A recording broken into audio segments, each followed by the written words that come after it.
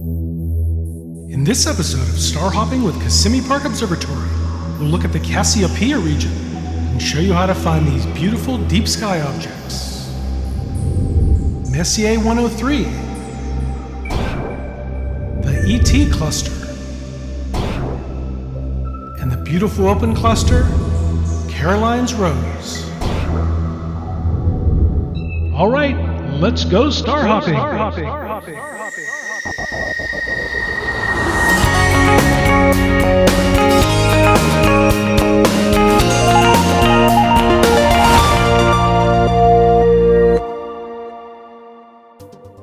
Hey, hello, hi, and welcome to episode 37 of Star Hopping with Kissimmee Park Observatory. I'm Dave Hearn, and it gives me goosebumps to be your host. In this series of programs, we'll show you the most beautiful sights in the night sky and explain exactly how to find them with your binoculars or your telescope.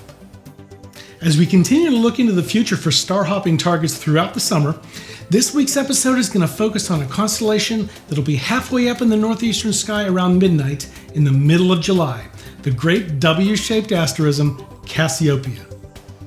Since the sun is setting so late, we don't really even get a good dark sky until 10 p.m. or so, and even later if you live in the more northerly latitudes. So it's probable that during the midsummer months, you'll be staying up late to check out the dark skies.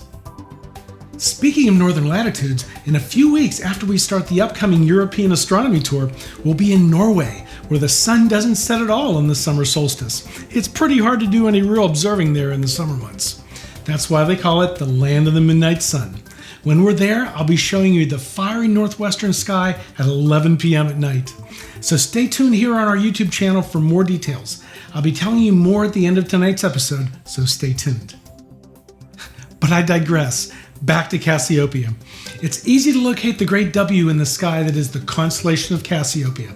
It lies directly opposite the North Celestial Pole from the Big Dipper, which is part of the constellation of Ursa Major. If you can find the Big Dipper, use the pole pointers Merak and Dubhe to find Polaris. Then look to the lower right and you'll see the large W in the sky. That's Cassiopeia. Cassiopeia is loaded with deep sky objects because the Milky Way runs right through it. Most of these are stunning open clusters, but there's heaps of nebula as well. Tonight I'm going to show you 3 really nice open clusters, easily found with binoculars or the smallest of telescopes. The first one we'll locate was the last object that Charles Messier added to his famous catalog of non-comets. We'll see it right after this break. Kissimmee Park Observatory would like to thank our wonderful supporters on Patreon. Your contributions will allow us to create and provide more quality astronomy content. We appreciate your generosity and support.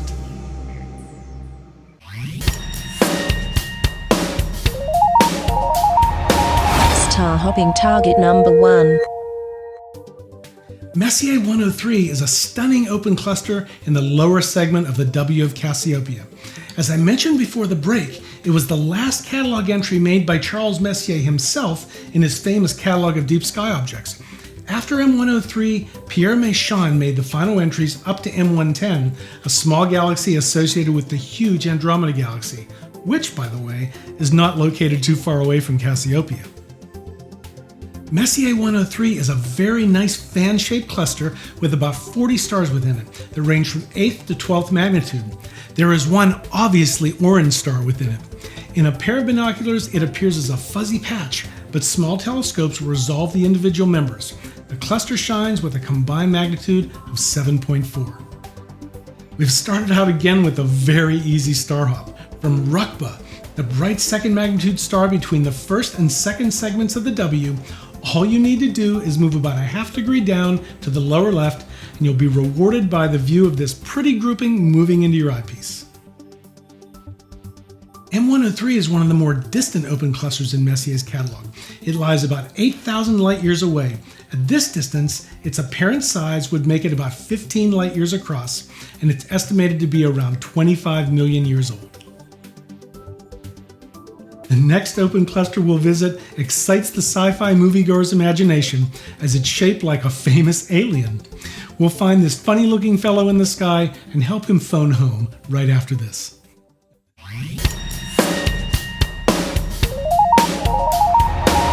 Star hopping target number 2. NGC 457 is known by many names: the Owl Cluster, the Dragonfly Cluster, and last but not least, the ET Cluster. Until the famous movie came out, I always called it the Dragonfly Cluster because the two bright stars to me were the eyes of the dragonfly, and just behind it, its wings were clearly drawn out, as was its body. But in the middle of the cluster is an orange supergiant star that many younger astronomers imagine to be the glowing finger of ET, the extraterrestrial. So no more dragonflies after 1982 when the movie came out. The cluster is richer than M103, containing over 100 stars. So again, this is a simple star hop. We're going easy on you this week. Contained within the cluster is 5th magnitude Phi Cassiopeia. This star lies about 2 degrees to the right and slightly down from 2nd magnitude Rukba.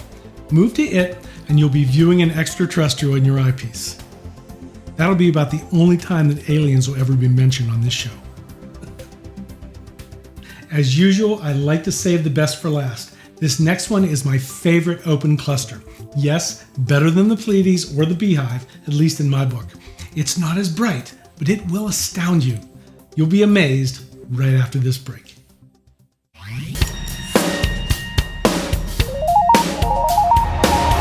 Star hopping target number 3.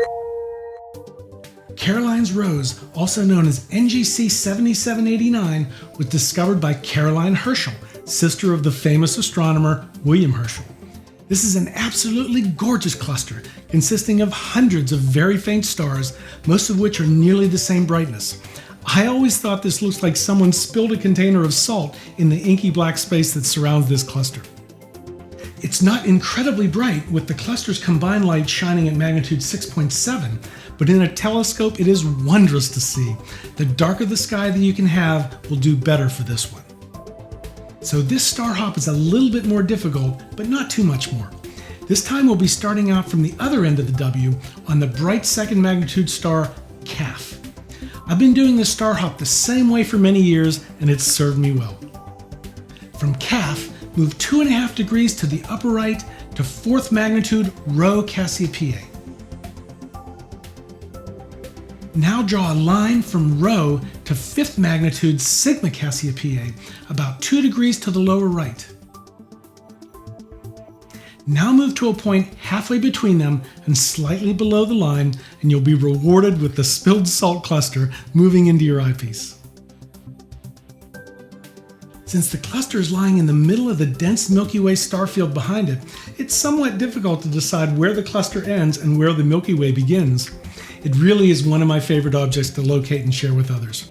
We looked at this one at a recent public session at the observatory, and I heard more than one gasp when our guests spied this cluster in my 35mm Teleview Panoptic eyepiece. Well, what did you think of the 3 great open clusters? We started out with a very nice open cluster beside the bright star Rukba, Messier 103. Then we moved into the realm of sci-fi movies and visited our favorite alien, the ET Cluster, also known as the Dragonfly Cluster, also known as the Owl Cluster, and cataloged as NGC 457. Then we moved to the other end of the W of Cassiopeia to the bright star Calf, and then proceeded to hop to my favorite open cluster, NGC 7789, also known as Caroline's Rose. So that does it for this week's episode. You can find our show notes on the website at kpobservatory.org/sh037, where you can comment and leave any questions that you might have. Well, there are only 2 more star hopping episodes left before we leave for KPO's European Astronomy Tour. My publishing schedule may be a little erratic during the trip due to our traveling schedule and very possibly the stability of the internet connections where we're staying. So far, I've been successful in reliably publishing on Thursdays for the entire star hopping series, but there may be shifts here and there during the tour, so I ask you to bear with me. The good news is that I've posted the entire tour publishing schedule on our website at kpobservatory.org/euro-astro-tour, so you can check there for the date of the next episode. Well, thank you very much for joining me here. I know you have many choices of what you can watch here on YouTube, and I really appreciate your choosing to spend your time with me. I'll see you next week right here with more star hopping tips and tricks. I'm Cassie, and I hope you've enjoyed star hopping around the Milky Way. We'll continue to bring you these video astronomy tutorials every week on Thursday, and in their podcast format on Fridays. They'll be designed to help you find deep sky objects that are up in the sky at the time we post them on the internet. The reason we create these videos and podcasts is to help beginning amateur astronomers learn the sky and get more enjoyment out of their telescopes and astronomy in general. If you have any requests for potential targets in the night sky that you would like to see us discuss, just let us know down in the comments section below or on our website blog. Don't miss our free field notes for this episode, basically the script of the show, with all the images and star charts we use for our star hopping activities. You can get them for free at kpobservatory.org/fieldnotes. If this is the first time you're checking out star hopping, and if you found this video useful, please consider subscribing to our channel by clicking the big yellow button, click the thumbs up on the video, and please share this tutorial out to your friends who like looking at stars. Also, as I just mentioned, please feel free to leave any question or comment below, and we'll be sure to respond quickly. Please follow KPO on Facebook, where we post all of our astronomical digital images, and keep everyone informed about upcoming astronomical events. We'd love to hear from you to discuss all this great stuff up in the sky. All the links to these places in cyberspace, including our website, kpobservatory.org, can be found below in the episode notes as well. And finally, if you feel this video provides you value, and if you'd like to see more, please consider supporting us on Patreon, where for a small amount per video, you can support our efforts, and help us make even more great astronomy tutorials, just like this one. So bye for now, and thank you for watching, and we'll see you next time on Star Hopping with Kissimmee Park Observatory.